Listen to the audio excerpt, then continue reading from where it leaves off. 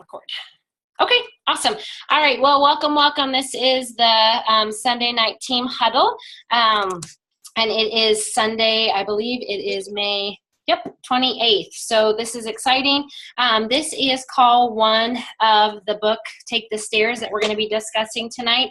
But before we jump into that, I want to take about 10 minutes, maybe a little bit less, and just really touch base with you guys, because guess what? This is our last team huddle before close. Close is coming up on Wednesday night. So there's always a few things that I want to review before we head into close. I made a video just maybe a day or two ago, live, just kind of giving some tips on close, what we want to be doing, how we want to be following up. But I just want to tell you guys that wherever your business is at right now, it doesn't matter if you're at 0, if you're at 500, if you're at 5,000, your business can move exponentially over the next 4 days or 3.5 days, okay? So we have between now and Wednesday, and Arbonne allows us to put in orders until 10 p.m. Pacific Standard Time. So figure the time, it's midnight for Central Time, it's 1 a.m. for Eastern Time. You obviously don't want to wait till the very last minute to be getting in your orders, because Arbonne cannot, with our computer system, we cannot backdate orders. So if you have orders that have credit card glitches or things like that, and you need them for a promotion or a bonus, they are very helpful, and they are always willing to, not always, but many times they're willing to grant exceptions, but they can't move volume. They can't put volume back into, you know, the month once it's been closed out. Our computer system just doesn't allow for that anymore. It used to when we had an older system, but this new system does not allow to do that. So you really want to be getting orders in. But at the same time, you want to work till the very end. When I run end of month specials, and you guys might be, I'll probably be posting some of those tomorrow. Really what I'm going to be looking at doing between now and the end of close is executing all the activity I've got, booking June, and then really just maximizing some different specials. One of them is going to be, you know, letting everybody know that the anti-aging RSVP is 40% off. They get free shipping with that. They get a free gift if they're a brand new PC. That's an incredible value. So everybody in your market, you know, it's ineffective to just put blanket Facebook posts on your wall. It really doesn't drive traffic like you want it to. But personal reach outs, personal messages are always helpful. There is the 10-day or this, you know, the 10-day shake challenge. And really what that is it lists it out. It's a bag of protein, a bag of fiber, a box of Digestion Plus, and a box of fizzies. Really what it is, it's a lot of what we run with the 30 Days to Healthy Living. It's just only running it for 10 days because most people feel like 10 days is doable. 30 days for a lot of people is intimidating. They're like, I don't have 30 days to commit to healthy living, but they like these ideas of 5-day or 10-day challenges. So really what they're going to do is you're going to plug them into the Facebook group we already have established. They're simply going to drink shakes twice a day and eat one lean green meal. They're going to have the fiber with their shake, the Digestion Plus, and then the fizzies as their, you know, alternate beverage option. So super simple. You don't really have to do anything. What that works out to be is like a new, just over 150 PC order, and then they can get the fizzies as their free gift if you have a new sign up, or it can just be a reorder. So again, it's just to drive product, you know, consumption in your business, and just get more people involved in your business with the products, with the business, okay? So also be kind of watching, because I'm probably going to throw out another little incentive for getting more 20-minute appointments on the calendar. It's been really effective, and I can just tell you guys that there's so many people that are saying yes to this business, so many people considering saying yes to this business, and we just have to, you know, continue to ask. And that's one of the things that I'm excited for this team really to gain out of this book, Take the Stairs, is that really so many of the keys, kind of the secrets of success, just really come down to being willing to pay the rent every day, and just that principle in your business and what it'll glean for you. So be paying attention to the Facebook page. I am going to be posting things as we go, but here's the thing, you all. If you're not yet a district manager and maybe you're 2,000 or 3,000 QV away from being a district manager, that is so doable. I can't even tell you how doable it is in the next 3.5 days, okay? It's like 8 RE9 sets or 8 or 9 30 Days to Healthy Living kits, or a combination, or some makeup, or different things. It's just so doable. So we want to be spinning that plate. Okay, so we want to take everything out to its best possible conclusion. If you've been doing 20-minute appointments with people and they aren't yet a PC in your business, you simply want to follow back up with them and say, hey, I know the business isn't for you right now, and that's totally fine, but I would love, to really just share these products with you. I'm just working on some end of month business and wanted to see if you wanted to do the preferred client account. Many times we don't have things in our business because we're not asking for them. Okay, there is a scripture in the Bible that I love, and I have no idea, it does not pertain to Arbonne per se, but it's the principle of you have not because you ask not. So many times we don't have things because we're just not asking for them. We're not having help because we don't ask for help. Maybe we're not having bookings because we're not asking for bookings. You just really want to be asking for what you're looking for, asking for what you need, maybe asking for referrals, all of those things. So take everything out to its best possible conclusion. If you've been in Arbonne longer than 30 to 60 days, you've got preferred clients who have preferred rewards. Go back and revisit those. See who has a free shipping voucher on their next 150 order. See who has an additional $10, $20, $30 off on their next 150 order. And if you don't know where to find those, you go into the dashboard, you go into My Team or Team Reports, and you change the drop-down window from group volume to PC renewals and rewards, and you'll see that for the month. So just taking everything out to the best possible conclusion, scooping in as many sales as you can. We work till the end of the month. We don't close up business at 6 o'clock on Wednesday. We just don't.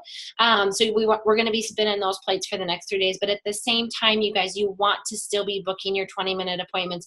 If you don't have groups, or events on your calendar for this coming weekend or next week, it has to be done as a business owner, okay? And everybody, again, you guys get to decide the pace of this business, but I know that you're not on a call on a Sunday night on Memorial Weekend because this is just kind of something that's fun for you to do. You're doing this because you want it to generate income that's going to make a difference for yourself and your family, either right now for the summer or over the long term. So just stay plugged into the team page because we are going to be, I'm going to be sharing lots of info as we close out the next 3.5 days, but I anticipate and I'm expectant of, really some significant growth in this team over the next 3.5 days. So I'm really excited for you guys. So we're going to plug in and we're going to kick off this book.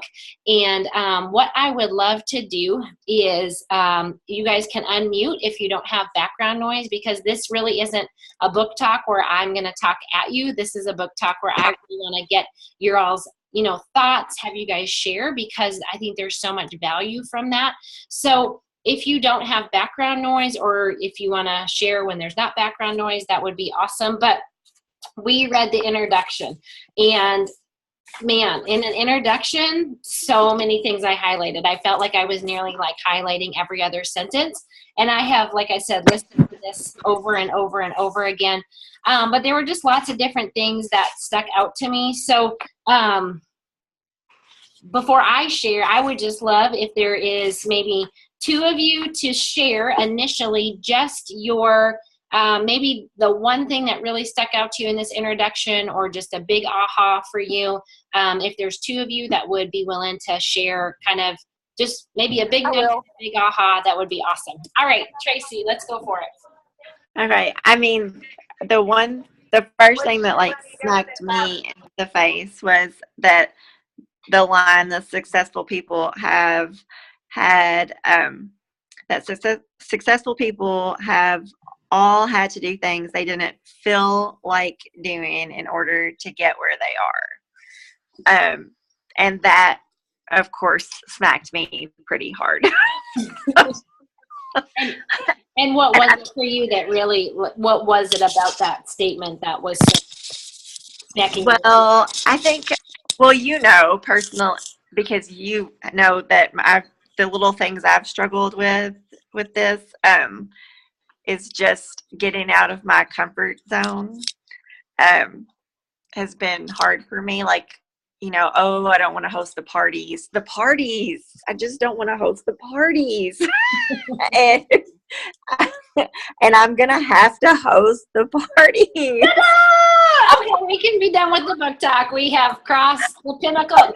Just kidding. Light bulb moment. Yes, we are going to have to host the party. I'm going to have to host a party. Yes.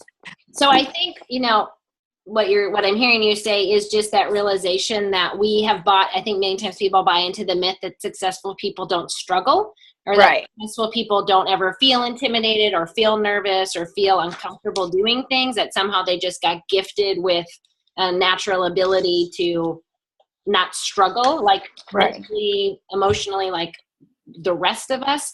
And to his point, they all struggle. They just choose to, do it despite it. Right. Talks about that. Push through it. Absolutely. Absolutely. All right. Is there somebody else that would want to share kind of their big takeaway or nugget? I do. Amy. Amy, sorry, look, and I'm in a camper and I'm trying to get with all these kids trying to eat, and I'm sorry, but I have to share this.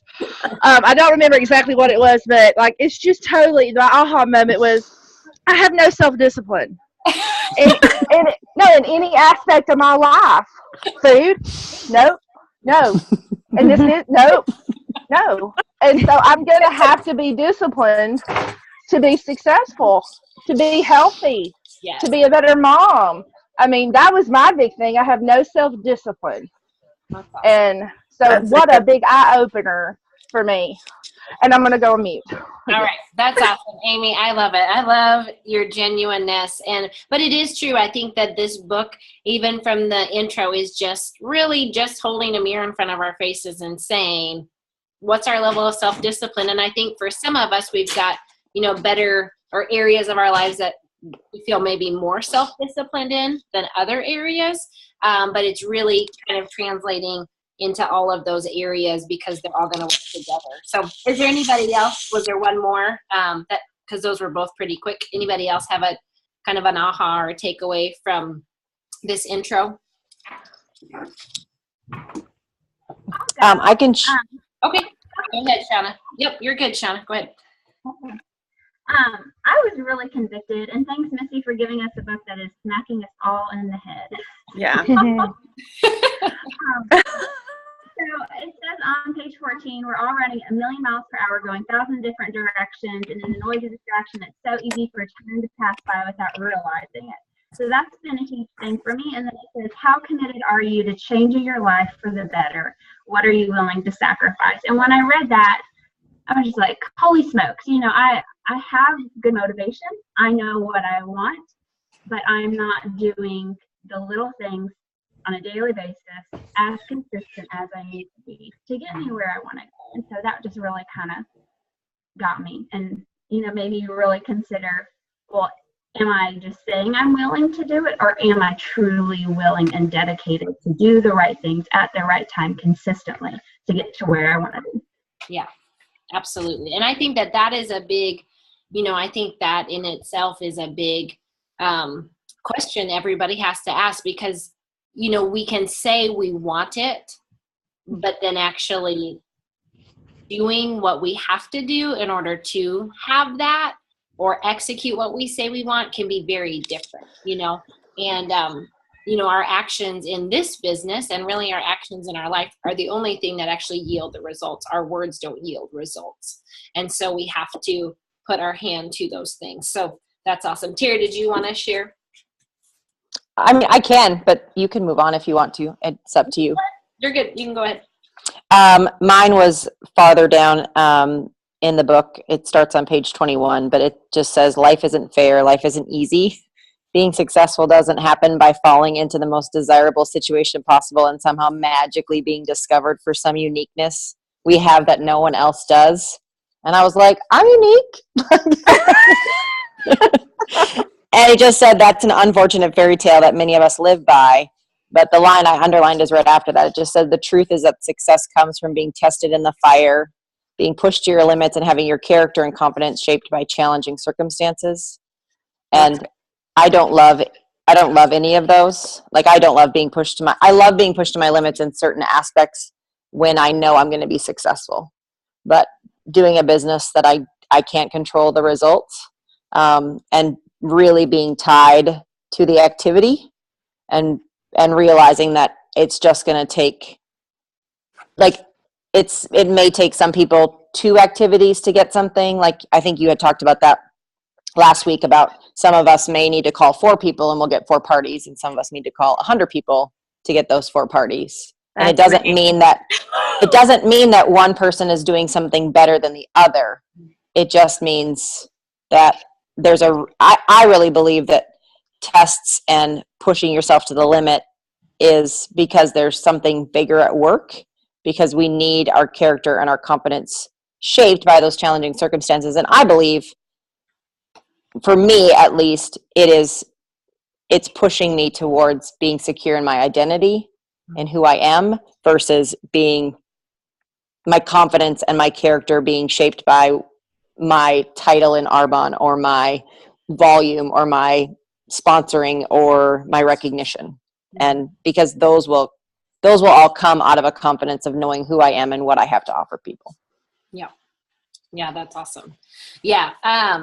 And here's the thing, I can just tell you guys, this book just keeps getting better and better. I mean, it gets like harder and harder, but it gets better and better. And it's a book that if you keep with it through the whole thing, you're just going to find so much value. It's not like, oh, that was a good chapter, and then everything else kind of like, wah. It's all just very good.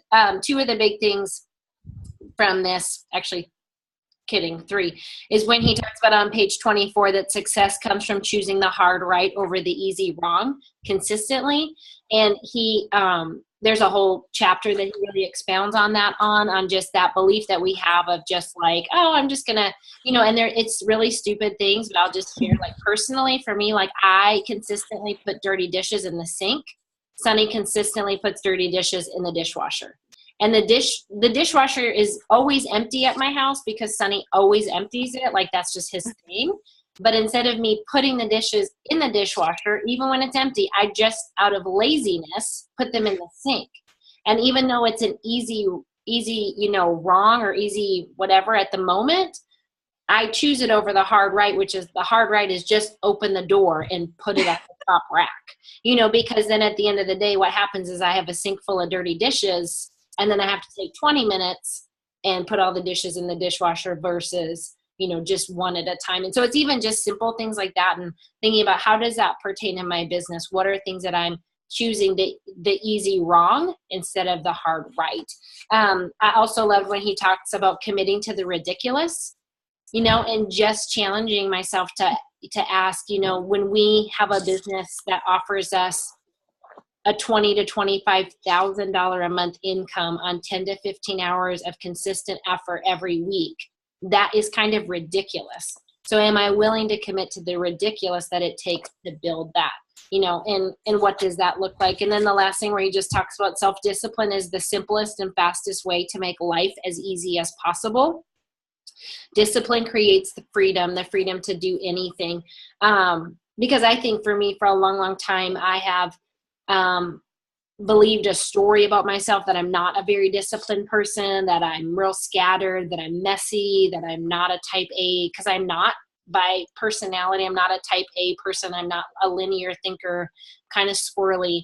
And so I have thought for a long time, like, being self-disciplined is really hard for me, or it's more difficult, and just understanding that, it really is the path to an easier life. And just seeing that, and that's, going through this book now several times, I've taken that out of that. But the last thing for tonight that I want to just talk about, and then kind of talk about what do we think this looks like in our businesses, because we could talk about this book in our financial life and our health life, in our relationships, and at any point, we can share those things, but I want them to be, my initial desire is that these would be helping our life, and then in turn helping our businesses. But on just question 3 of the Reader's Guide, where he says, do you agree that success is never owned, it is only rented, and the rent is due every day? Why or why not? And then he goes on to ask, what invisible finish line have you been chasing? For me, when I heard this the first time listening to this book, I was just like, oh my gosh, like I had just never thought of success in that way. And I thought I have thought for a long time that once you reach kind of a level of success, whether it's in your finances, like you become debt free, then I just kind of thought like, you've reached this like magic land of, you know, like being debt free. Or when you become a national vice president, you magically like come to this place of like, I'm now a national vice president. And realizing that that actually isn't true. And the only way you would continue to stay debt free is by continuing to implement these daily decisions. Or the only way you're going to maintain being a national vice president and growing is you keep doing that thing. And just, he says in the introduction, like there's never like a day off or an ending day. So what do you guys think of that? And do you find that there have been maybe invisible lines finish lines you've been chasing, or this idea within your business of that the rent, you know, that it's due every day? What do you guys think of that, or what's your thoughts on that?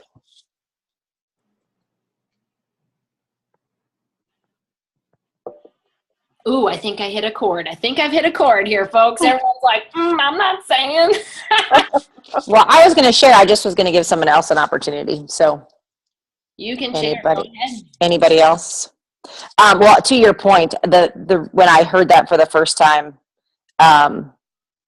it took me a couple times reading through it for it to make sense. But for me, the biggest correlation is just in fitness. Like if you don't keep making healthy choices and you don't keep going to the gym and not going to the gym, but just working out, you're not going to stay fit. Like you don't get to just reach your goal weight and then magically like something's happened where you get to just like, now that you've reached it, you just get to stay there. But I even think like in relationships, you know, like when you find a connection with a friend, like you still have to invest in that relationship. You still have to want to see them. You still want to have to give them time. You still have to reach out. Like, so it absolutely makes sense. I don't like it.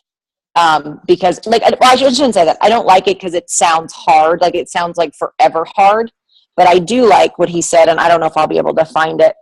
But when he just said like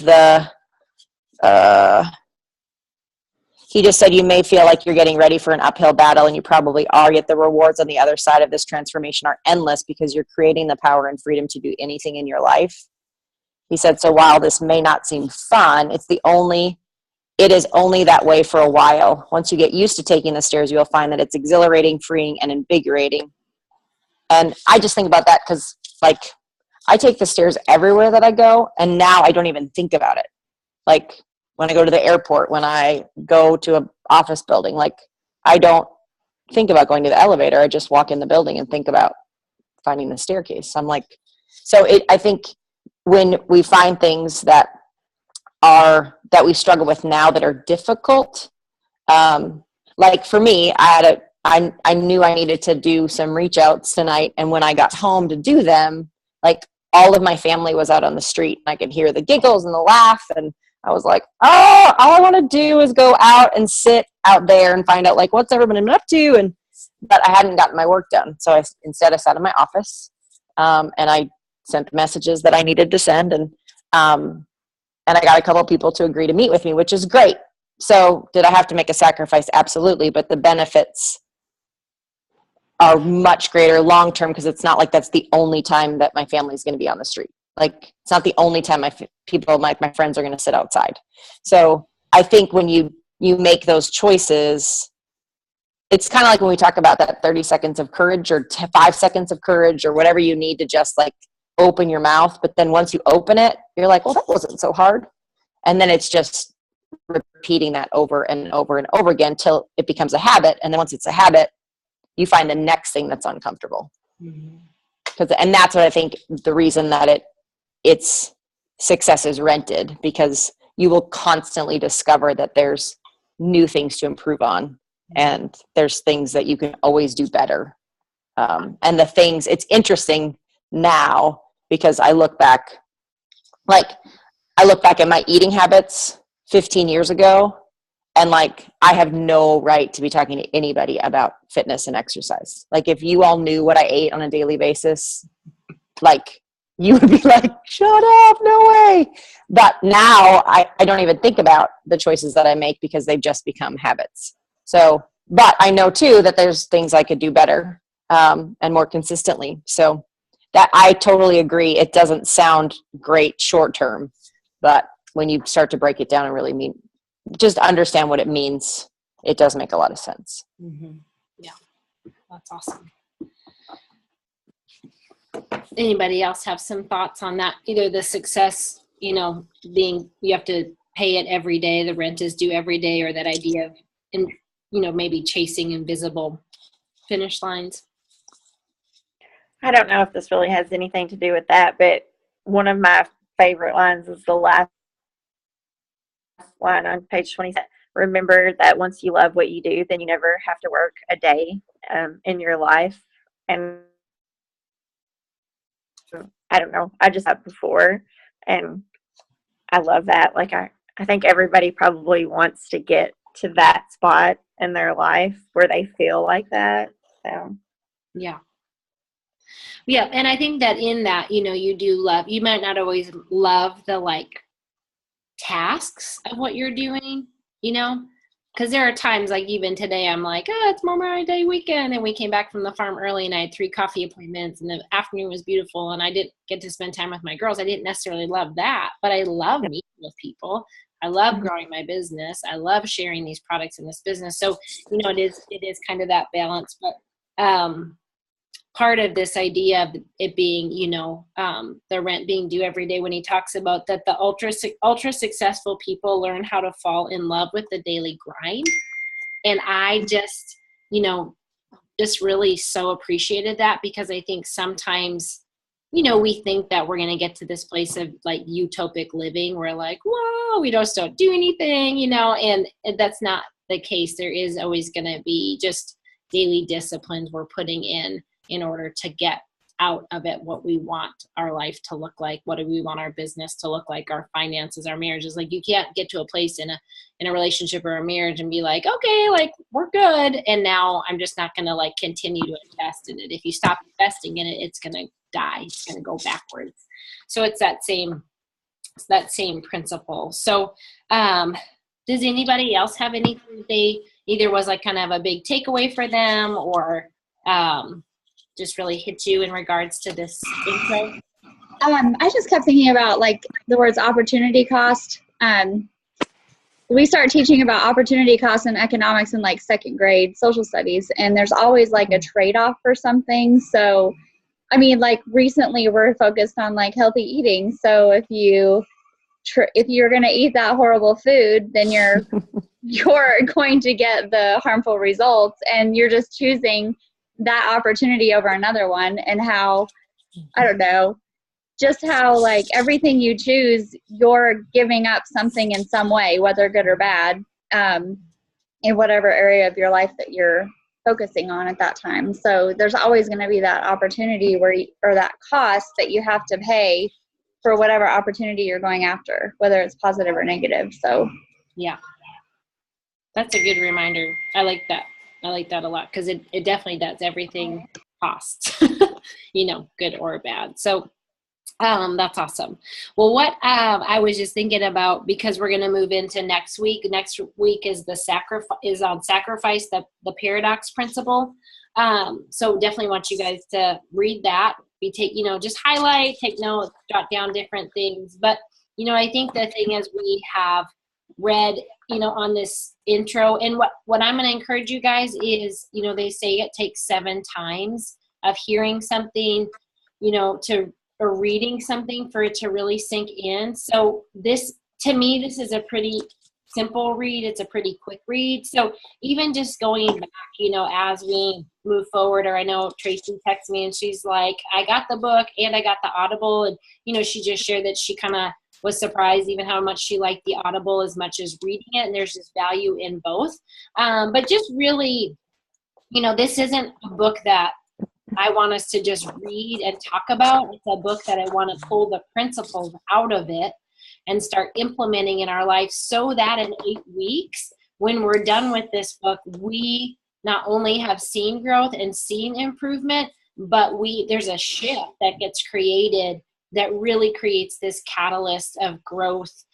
Because this business that we have all said yes to, it is a business, and what defines ultra performers, ultra successful, top income earners in this business from people that pay $79 and don't do anything with this business, because guess what? They got the same opportunity. Like, that sometimes to me is what blows my mind, is that like Cecilia Stoll, who makes $300,000 a month with this business, got the same opportunity as the consultant who signs up and doesn't do anything with this business, like same opportunity.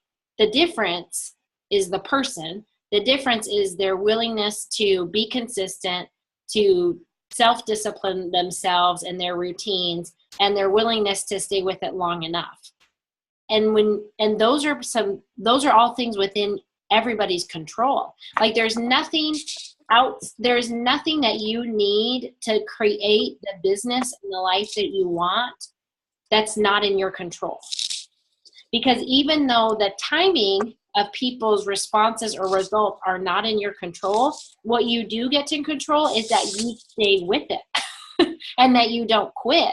And eventually, when you stay with it long enough, there will be enough results, enough right answers, enough responses that it will give you those. And so what keeps, consultants who make nothing with this business, or consultants who are like, oh, this didn't work for me, from those who become regional vice presidents, national vice presidents, top income earners, is simply just their willingness, I believe, to live by these 7 principles. And that's what I love about this book, is that to me, when I read it, when I heard it, when I re-listened to it, it was just these concepts of like, nothing necessarily new, but shared in a way that I believe that if these become part of our, foundation, part of how we operate out of, and you might have some of these, you might be like, I'm good on 3 of the 7, or I'm good on 5 of the 7, but just really honing those and really growing them is going to, I believe, give those who want to everything that they need. Because what we do, you all, is very simple. What keeps people from being successful is the mental battle and the diligence and the executing of the consistent effort. But that's where the self-discipline comes into play. So if you just decide, that I'm going to abide by these principles and operate from these principles from a self-disciplined mindset, and not give into my feelings and not give, way to stories that don't serve me, then you absolutely can create just incredible businesses. So the last thing that I want to just ask you guys to kind of be processing on and pondering is really, I'd love for you to just this week spend some time,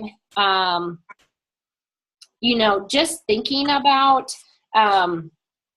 what is the ridiculous that you want to commit to in your business for June, July, and August. I'm just going to ask you guys for 90 days. And then after 90 days, you're like, I can reevaluate.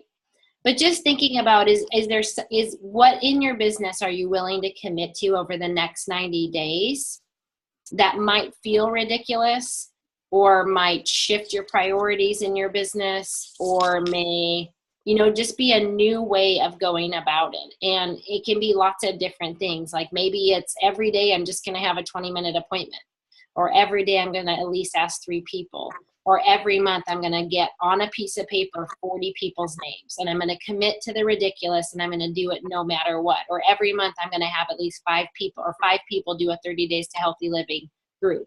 Whatever it is, everybody gets to decide. But what, if in your mind you're kind of like, oh, that seems a little ridiculous, or out there, what is it that you want to commit to? And it's going to be based on where you want to be in your business in 90 days or 120 days. So thinking about that. And then the other thing that I want you guys just to think about and to maybe spend some time processing on is trying to find it. I had a note here.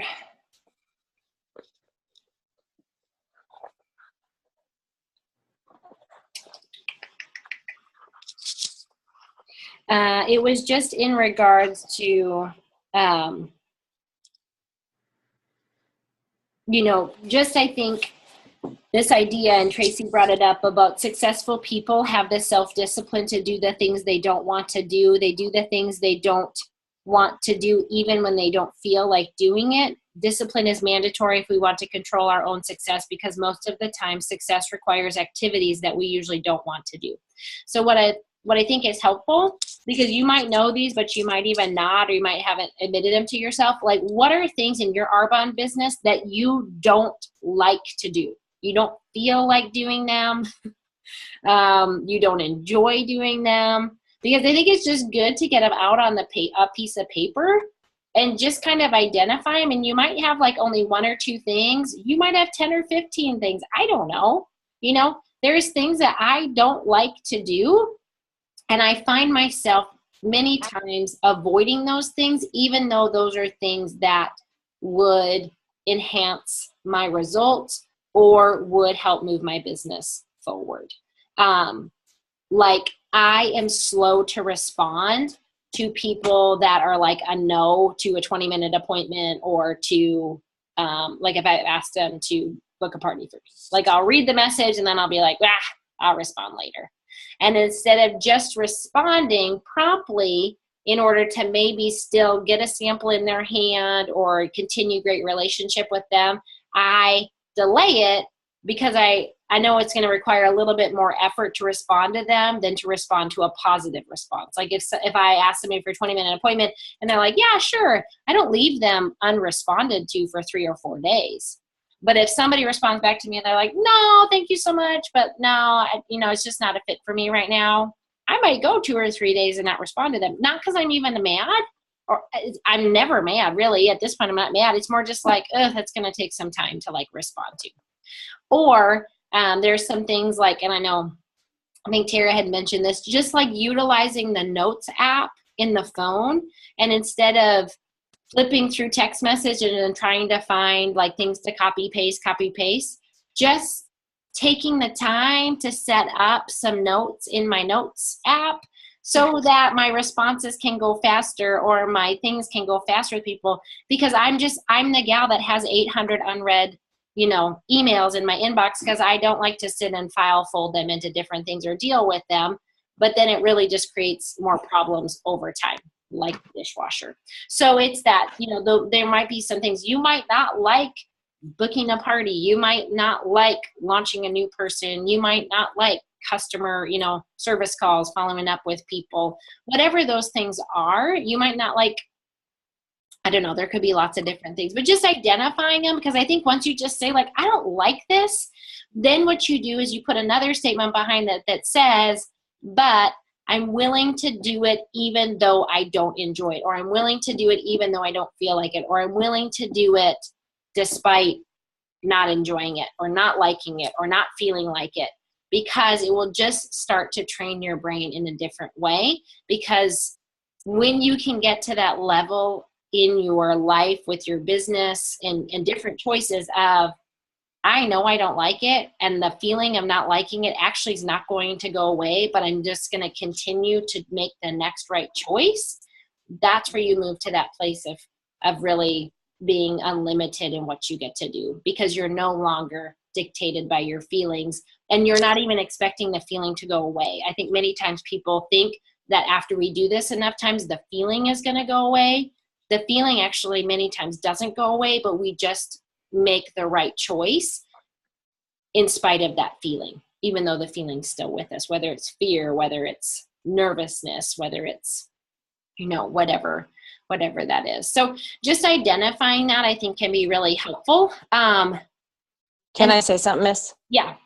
I was just going to say, I would just recommend, instead of saying like, I don't like for me, I don't like parties. I'm not a big fan of I don't like booking them, and I really don't like executing them. But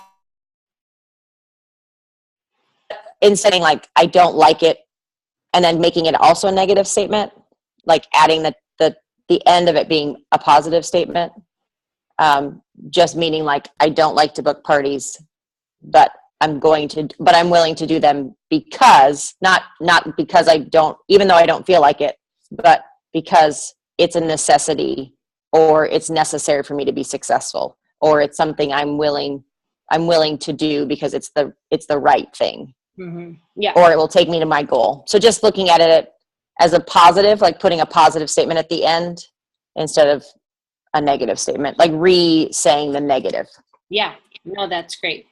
And most of the time, you guys, whatever you don't enjoy doing, it's just part of the system. So at the end of the day, it's just part of the business plan. So you just got to suck it up and do it. you just got to kind of do it. You know, and the thing is, too, we always have to remember that this is a business for the masses. You're building a massive organization. So things that you like, I like parties. I like going to parties. I enjoy them. They're fun for me.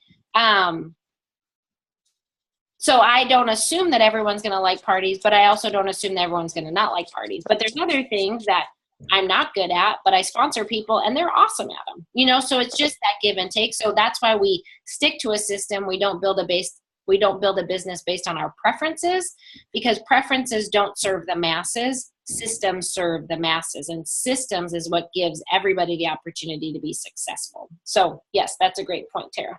That's awesome. All right. So those are just kind of the two little homework nuggets for this week. Keep moving forward. Anytime you guys have little nuggets that you want to share on the team page, I think it's great. I am really excited for all that we're going to get out of this book, and just what it's really going to, all the value it's going to bring to our lives. So anyways, thank you guys for hopping on.